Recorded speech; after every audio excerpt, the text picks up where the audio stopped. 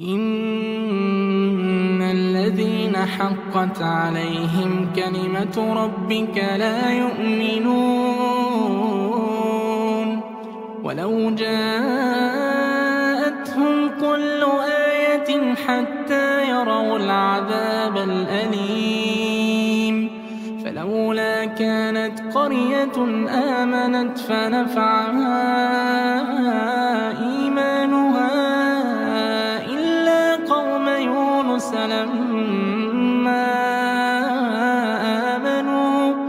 إلا قوم يونس لما آمنوا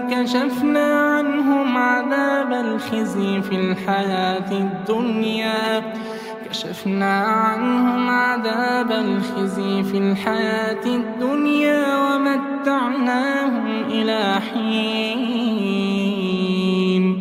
ولو شاء ربك لآمن من في الأرض كلهم جميعا أفأنت تكره الناس حتى يكونوا مؤمنين وما كان لنفس أن تؤمن إلا بإذن الله ويجعل الرجس على الذين لا يعقلون قل انظروا ماذا في السماوات والأرض وما تغني الآيات والنذر عن قوم لا يؤمنون فهل ينتظرون إلا مثل أيام الذين خلوا من قبلهم قل فانتظروا إني معكم من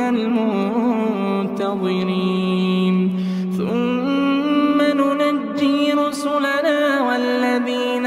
آمنوا كذلك حقا علينا ننجي المؤمنين قل يا أيها الناس إن كنتم في شك من ديني فلا أعبد الذين تعبدون من دون الله ولكن أعبد الله الذي يتوفاكم وأمرت أن أكون من المؤمنين وأن أقم وجهك للدين حنيفا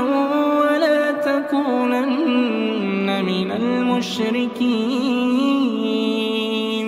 ولا تدع من دون الله ما لا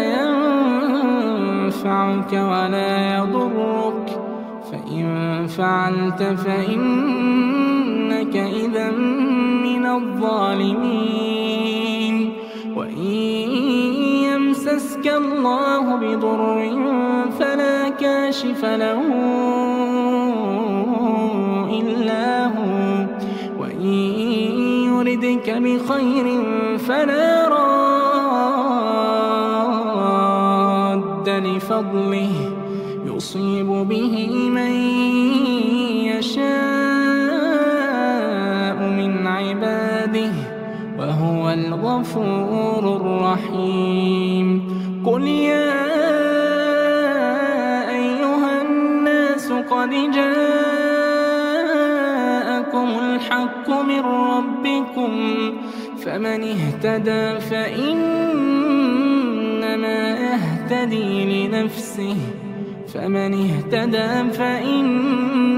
يهتدي لنفسه ومن ضل فإنما يضل عليها وما أنا عليكم بوكيل واتبع ما يوحى إليك واصبر حتى يحكم الله وهو خير الحاكمين.